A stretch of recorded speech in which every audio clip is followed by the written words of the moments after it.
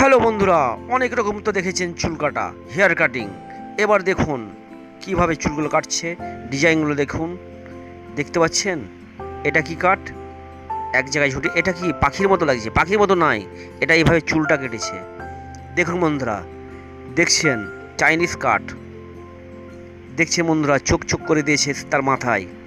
দেখুন বন্ধুরা কিভাবে সেই ডিজাইনগুলো করে।